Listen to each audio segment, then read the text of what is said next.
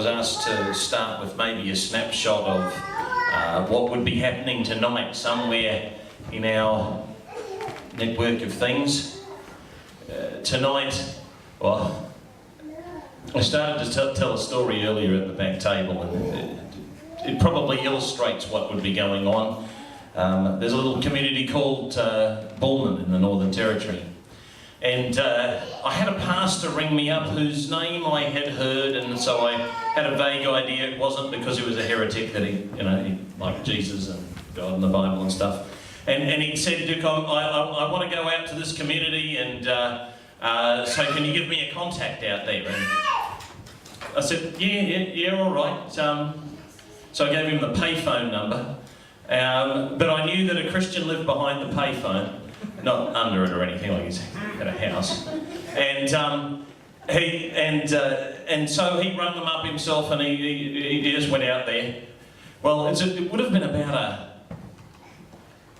a 750 kilometre drive for him from the airport to get out there, and and now the reason that this story, how I got the whole picture of this story, was I was talking to another pastor and trying to convince him to give me a hand with this thing. And he said, look, a pastor friend of mine said that, you talk about these churches that you've got and they don't even exist. Hey? Yeah, well, he was telling me that he went out to this community called Bullman, and he gave him the contact details of one of the leaders, and there wasn't anything there. And then I clicked. Oh yeah, I got a phone call from the payphone in Bullman about, because the bloke didn't even tell me when exactly he was going. He didn't ask for any advice or anything. He just gave me a contact number and I'll be fine. I offered to help. No, I do missions all over the world. I know what I'm doing. You just give me a number and I'll go and I'll do it. Okay, right. But I got a phone call one night. Carl, did you send someone out to come and minister? We heard someone was coming out to preach tonight. Oh, I didn't know it was tonight, but there was somebody interested in coming out. Yeah. Well, we just saw this silver car drive up and down the street. He drove up and down the street 3 times and he turned around and left. Right. Okay. And so I put 2 and 2 together, and this pastor went on, look, my mate said he went out there, and he said he couldn't find any building that was that looked like a church, and he said he drove around town looking for a church meeting, and there was nothing, and so he left. But our group of guys were sitting in the yard with a fire and a billy on, and probably a guitar, or maybe it was an electronic keyboard. I don't know what they were using at the time, and they were singing songs in language, and it didn't have looked like a church service at all. There was nobody sitting in rows looking at the back of each other's head. Anyway, but I want to assure you that there are groups of people sitting around in circles. This time of year they'll have a fire going, and they'll be getting together and sing some songs. I suppose one of the key principles for us is when 2 or 3 gather in my name, Jesus is in the midst. That was the promise that he made. And what I found in the Bible is wherever Jesus turned up, stuff really changed, stuff really happened. And so, he turns up, and Peter's mother-in-law is sick in bed, and, next thing she's up and about and giving them a cup of tea and scones. And Jesus turns up at, he turns up at a wake and messes the whole thing up, because a bloke gets resurrected, even messes up funerals, straight out of the box. And so when Jesus turns up, he makes a difference. Hallelujah.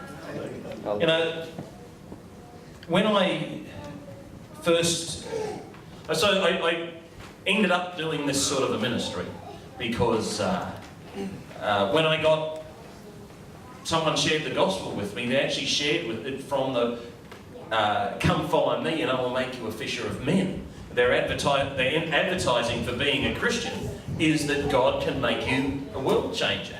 And at the age of 10, that was a pretty exciting sort of a prospect, that I could be a disciple of Jesus. That's what they told me I could be. And I went, wow, you know, I thought about being a pest control man and being a butcher, but look at my cabinet making and you'll see I succeeded in becoming a butcher. But I could be a disciple of Jesus and do the things that Jesus did, and do the things that they did in the book of Acts. Wow.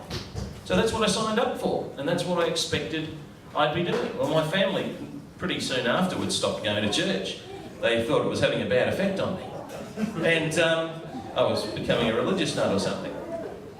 But then I had a dream, and in that dream I saw a group of dark-skinned people sitting around in a circle in the sand, some standing, some sitting. And I mean, that's why there's that picture of the Bible in the dirt. I had a Bible lying open in the sand, and I was just talking about my relationship with God and how God spoke to me from His Word, and that God would speak to them. And so that I was 12 years of age, and from that point I sort of woke up with this understanding that God wanted me to be a missionary. Oh, all right. Well, we'll fast forward to the age of 18, and being a bit impatient as a teenager, I'm going, now God, you told me you wanted me to be a missionary, and I've written to every mission organisation I can find in the yellow pages, and none of them wanted me. So, you know, when are you going to send me? How am I going to do this?